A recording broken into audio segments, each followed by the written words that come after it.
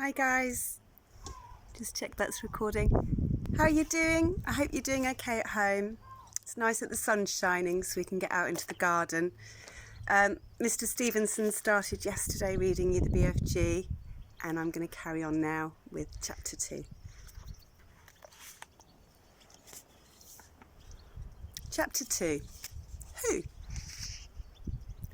It wasn't a human. It couldn't be. It was 4 times as tall as the tallest human. It was so tall, its head was higher than the upstairs windows of the houses. Sophie opened her mouth to scream, but no sound came out. Her throat, like her whole body, was frozen with fright. This was the witching hour, all right. The tall black figure was coming her way. It was keeping very close to the houses across the street, hiding in the shadowy places where there was no moonlight. On and on it came, nearer and nearer, but it was moving in spurts. It would stop, then it would move on, and then it would stop again. But what on earth was it doing? Aha! Sophie could see now what it was up to. It was stopping in front of each house. It would stop and peer into the upstairs window of each house in the street.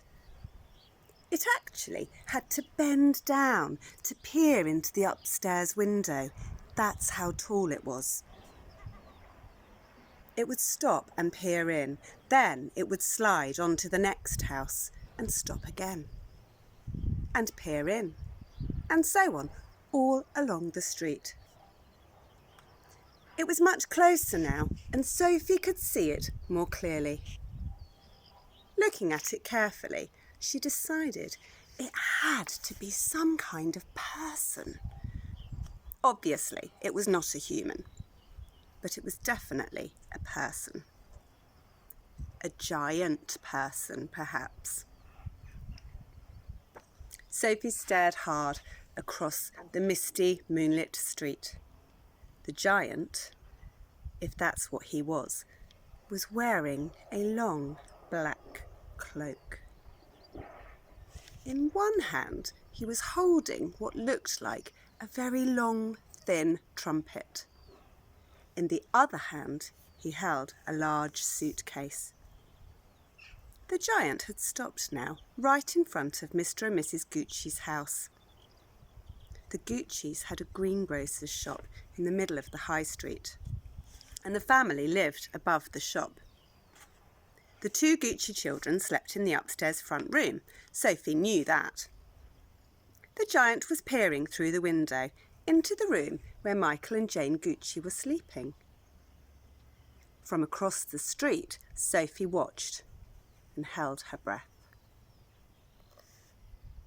She saw the giant step back a pace and put the suitcase down on the pavement. He bent over and opened the suitcase. He took something out of it. It looked like a glass jar, one of those square ones with a screw top.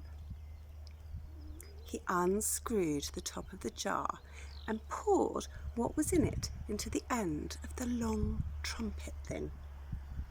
Sophie watched, trembling. She saw the giant straighten up, and she saw him poke the trumpet in through the open upstairs window of the room where the Gucci children were sleeping.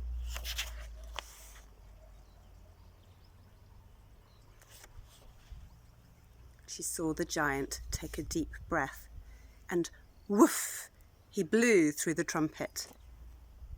No noise came out, but it was obvious to Sophie that whatever had been in the jar had now been blown through the trumpet into the Gucci children's bedroom. What could it be? As the giant withdrew the trumpet from the window and bent down to pick up the suitcase, he happened to turn his head and glance across the street. In the moonlight, Sophie caught a glimpse of an enormous, long, pale, wrinkly face with the most enormous ears. The nose was as sharp as a knife, and above the nose were 2 bright, flashing eyes. And the eyes were staring straight at Sophie. There was a fierce and devilish look about them. Sophie gave a yelp and pulled back from the window. She flew across the dormitory and jumped into her bed and hid under the blanket. And there she crouched, still as a mouse and tingling all over. See you later, guys.